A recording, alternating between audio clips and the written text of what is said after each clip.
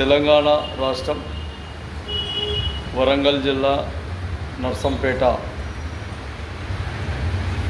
Depot ఎదురుగా RTC depot ఎదురుగా ఒక వ్యక్తి పెట్రోల్ పోసుకొని నిప్పట్టించుకున్నాడు. పక్క వీడియో చూడండి ఒకసారి.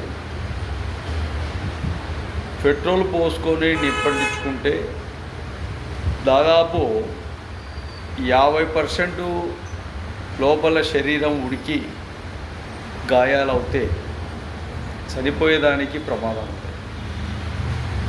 ఉద్యమాలు చావుతో పరిష్కారం కాదు. ఒకప్పట్లో ఉద్యమాలు చావుతో పరిష్కారం అయ్యాయి. ఇప్పుడు ఉద్యమాలు చావుతో పరిష్కారం కాదు. నిదానంగా నిబ్బరంగా ప్రభుత్వాలను మనము ధర్నాలు చేయాలన్నా, లేదంటే రాస్తారోకోలు చేయాలన్నా, నిరాహార దీక్షలు చేయాలన్నా, రిలే నిరాహార దీక్షలు చేయాలన్నా అన్ని దానిలకు వ్యక్తులు అవసరం. ఆ వ్యక్తులు ప్రశ్నించే గొంతులు ఎక్కడ కూడా మూగపోకూడదు. మూగపోవడం అనేది ఎంతవరకు కరెక్టో ఒకసారి బాగా ఆలోచన చేయండి. పొరపాటున కార్మికులకు సంబంధించినది, ఆర్టీసీ సిబ్బందికి సంబంధించి ప్రభుత్వం, గవర్నమెంటు మీకు ఏ బకాయిలు ఉన్నాయి, ఏ సమస్యలు ఉన్నాయి, టీఏడిఏలు ఉన్నాయా, ఇంకా వీటిపైన మీకు ఒక యూనిట్ ఉంటుంది, ఒక యూనియన్ ఉంటుంది.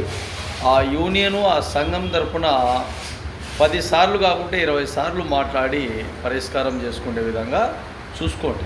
ఎప్పుడైనా కానీ, ఎక్కడైనా కానీ, తెలంగాణ కావచ్చు, ఆంధ్రప్రదేశ్ కావచ్చు, ఎవరైనా కానీ ఆర్టీసీ కార్మికులు సమ్మెలు చేస్తున్నారంటే మీ డిమాండ్స్కు ప్రభుత్వం అంగీకరించలేదు అని అర్థం.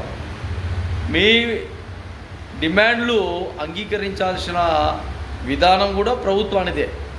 కాబట్టి ప్రభుత్వానికి 10 సార్లు వినతి పత్రాలు ఇవ్వండి. వినకపోతే ధర్నాలు చేయండి, ఇంకా వినకపోతే ఆమరణ నిరాహార దీక్షలు చేయండి, రకరకాలుగా చేయండి.